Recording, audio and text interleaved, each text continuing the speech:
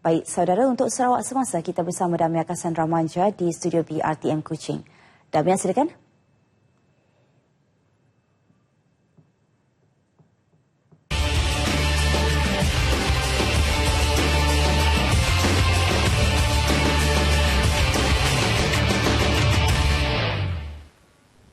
Assalamualaikum dan salam sehati sejiwa.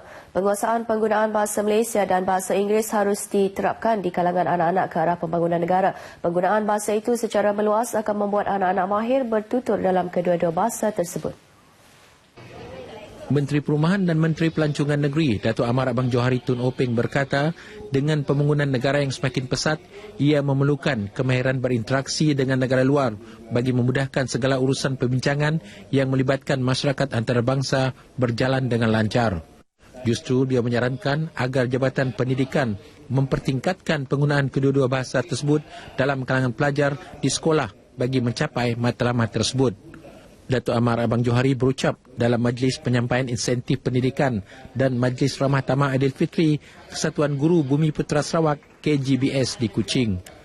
Dalam perkara lain, beliau turut memaklumkan satu jalinan kerjasama melalui perkongsian bijak antara Perbadanan Pembangunan Perumahan HDC dengan KGBS akan dilaksanakan. Kerjasama tersebut akan memberi ruang kepada KGBS berkecimpung dalam sektor pembinaan secara terus, terutama melibatkan pembinaan sekolah dan kuartus kediaman. Turut hadir dalam majlis tersebut Pengarah Pendidikan Sarawak yang baru, Rakayah Haji Madun. Kerajaan akan terus komited melaksanakan pembangunan di daerah lawas dengan meluluskan peruntukan untuk beberapa projek infrastruktur selain menaik taraf infrastruktur yang sedia ada. Menurut Menteri Perancangan Sumber dan Alam Sekitar II, Datuk Amar Awang Tengah Ali Hassan, beberapa projek pembangunan dan penaik tarafan yang diharapkan oleh penduduk kampung di daerah itu akan sentiasa diambil perhatian dan dilaksanakan secara berperingkat. Ia bagi memastikan penduduk kampung terbabit dapat merasai nikmat pembangunan yang dikecapi oleh penduduk lain di negeri ini. Datuk Amar Awang Tengah berkata demikian pada Majlis Ramah Tamah Aidilfitri di Dewan Kampung Sualai di Lawas. Dalam pada itu, beliau mahu kepakaran penduduk kampung Sualai dalam membuat parang dapat dimanfaatkan dengan menjadikannya sebagai industri kampung yang boleh dikomersialkan. Sehubungan itu, beliau mahu potensi dan kreativiti melalui industri kaftangan membuat parang dapat diperkembangkan melalui jalinan kerjasama dengan agensi yang berkaitan. Terdahulu, beliau menghadiri Majlis Ramah Tamah Aidilfitri di Kampung Belangsat, Lawas. Lebih 200 penduduk kampung hadir pada kedua-dua majlis tersebut. Sejak penubuhan Batalion ke-20 Regimen Askar Melayu Diraja 20 RAMD di Kem Sri Miri, pelbagai khidmat komuniti telah dilaksanakan di samping merapatkan hubungan anggota batalion tersebut dengan masyarakat setempat. Menteri Muda Perhubungan Negeri Datuk Lee Kim Shin berkata, di samping mempunyai tanggungjawab menjaga keselamatan negara, Batalion 20 RAMD turut bekerjasama dengan pelbagai agensi dalam menghulurkan bantuan ketika bencana selain giat menjalankan aktiviti kemasyarakatan. Bagi memastikan negara aman dan sejahtera, beliau menyeru agar masyarakat bekerjasama serta memberi sokongan kepada anggota tentera dalam mempertahankan keselamatan negara. Datuk Lee berkata demikian pada majlis sambutan Hari Raya Aidilfitri peringkat pasukan di Padang Kawat Pasukan Kem Sri Miri di Miri. Pada majlis tersebut, dia turut menyerahkan cek sumbangan berjumlah RM15,000 kepada pegawai memerintah Lieutenant Colonel Zamri Othman untuk tabung kebajikan Batalion 20 RMD. Sementara itu, upacara pemakaian pangkat kepada 6 orang anggota batalion tersebut disempurnakan oleh Lieutenant Colonel Zamri. Pada majlis ini, seramai 13 orang turut menerima sijil perkhidmatan cemerlang.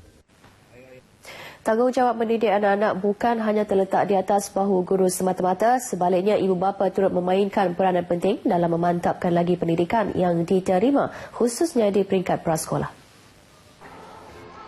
Menteri Muda Pendidikan Awal Kanak-kanak dan Pembangunan Keluarga Negeri, Rosi Yunus berkata, minda dan budaya tiada ibu bapa di dalam kelas perlu diubah bagi memberi laluan kepada ibu bapa turut serta dalam pembangunan anak-anak bukan saja di rumah tapi juga di sekolah.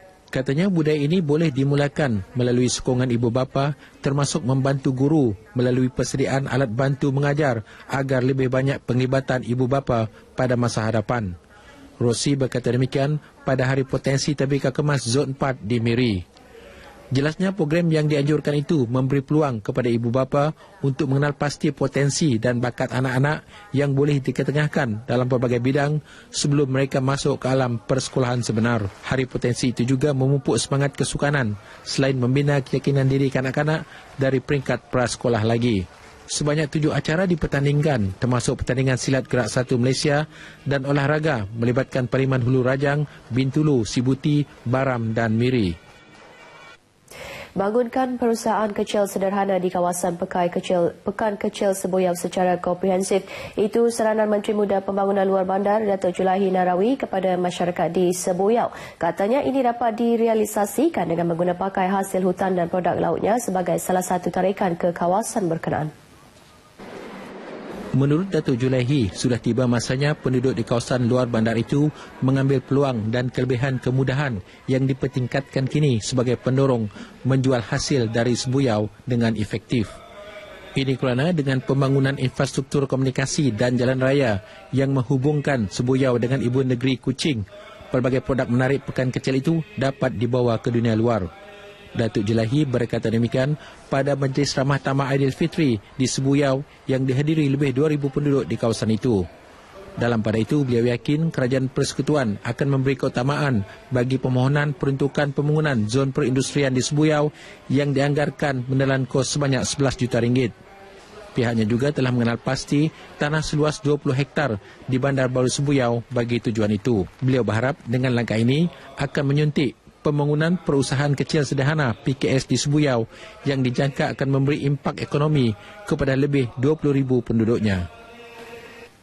Seterusnya kita beralih ke segmen agenda hari ini.